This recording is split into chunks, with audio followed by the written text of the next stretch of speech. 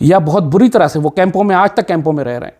اب پاکستان آرمی ان کو اکنالج کر رہی ہے کہ آپ لوگوں نے 50 سال پہلے پاکستان کے لیے قربانیاں دی تھیں، لیکن اب اس فوج کو بھی اکنالج کرنے کی ضرورت ہے جو مشرقی پاکستان میں تھی، جس کو ہم 50 سال ذلیل کرتے آئے ہیں کہ تم لڑے نہیں، تم نے ہتھیار ڈال دیے.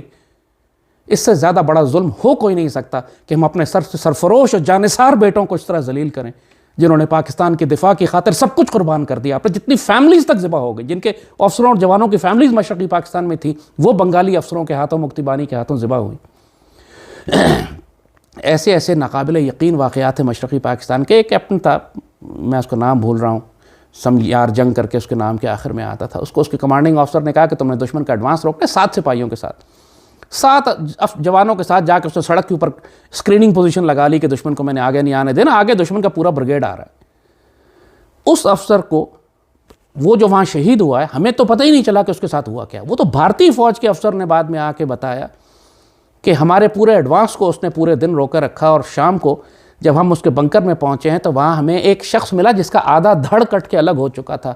بمشکل وہ آخری سانس لے رہا تھا، لیکن انگلی اس کی ٹریگر پہ تھی مشین گن کی، اور اس نے صرف مجھے اپنا تعارف کرایا کہ میں کیپٹن سو ان سو ہوں، مجھے پانی پلاؤ. ہم پانی پلانے لگے تو وہ وہیں پہ ٹریگر پہ انگلی تھی اس کی، اور وہیں شہید ہو گیا. ایسے گمنام شہید ہیں ہمارے پورے مشرقی پاکستان میں. پاکستان آرمی ان کو ریکوری نہیں کر سکی، آرمی تھی ہی نہیں وہاں پہ، انڈین آرمی تھی، کہتے ہم نے ان کو دفن کر دیا جنگلوں میں. ہمیں اس فوج سے معافی مانگنی ہے، اس کی عزت کرنی ہے.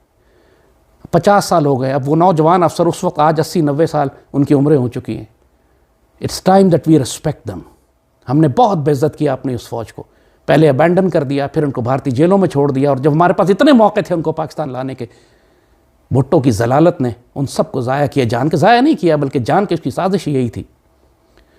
اب پاکستانی قوم کو بحیثیت مجموعی، پاکستان آرمی کو بھی اور قوم کو بھی، مشرقی پاکستان والی ہماری جو ابینڈن بریگیڈ تھی، ہماری جو ابینڈنڈ آرمی تھی، ہماری جو ابینڈن کور تھی، جس کو ہم نے بالکل تنہا چھوڑ دی، اس سے بڑا غم سوچیں کیا ہوگا کہ قوم آپ کو لڑنے کے لیے بھیجے اور پیچھے سے سیڑھی نکال لے کہ جی آپ اپنا بندوبست خود کر لیں، اب ہم آپ کے ذمہ دار نہیں ہیں. اس سے بڑا بٹریل اور کیا ہو سکتا ہے ایک سپاہی کے لیے، ایک فوجی کے لیے.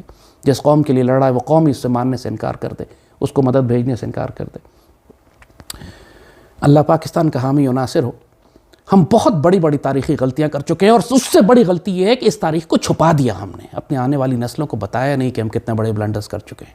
ہمارے بڑوں نے کتنی بڑی بڑی حماقتیں کی ہیں، اور ہم نے اس لیے کچھ نہیں سیکھا، اور آج بھی ہم وہی کر رہے ہیں. بھارت ایک مرتبہ پھر مشرقی پاکستان کی تاریخ دہرانا چاہتا ہے. اس کی تمام جنگی ایکسرسائزز اب اس نوعیت کی ہو رہی ہیں کہ اب ہم نے ڈھاکہ دہرانا ہے. وہ اس سال 16 دسمبر کو بہت بڑی سیلیبریشنز کر رہا ہے پورے انڈیا کے اندر، فال آف ڈھاکہ پہ 50 سال پورے ہو گئے، اور وہ اگلے 50 سال اب وہ کہہ رہا ہے کہ ہم نے اگلے چند سالوں کے اندر پورا پاکستان لینا ہے. یہ تو اللہ کرم کرتا ہے کہ ان کا کمینہ قسم کا چیف آف ڈیفنس اسٹاف مر گیا. شاید اس کی جنگی پلاننگ انڈیا کی جو ہے کچھ عرصے کے لیے معطل مؤخر ہو جائے، لیکن آئے گا تو صحیح. وہ ہم نے تیاری رکھنی ہے اپنی، اور اللہ تعالیٰ سے توبہ اور استغفار کرنی ہے، اور اپنی غلطیوں اور کوتاہیوں سے سیکھنا ہے کہ دوبارہ اب ڈھاکہ نہیں ہوگا، نیور اگین.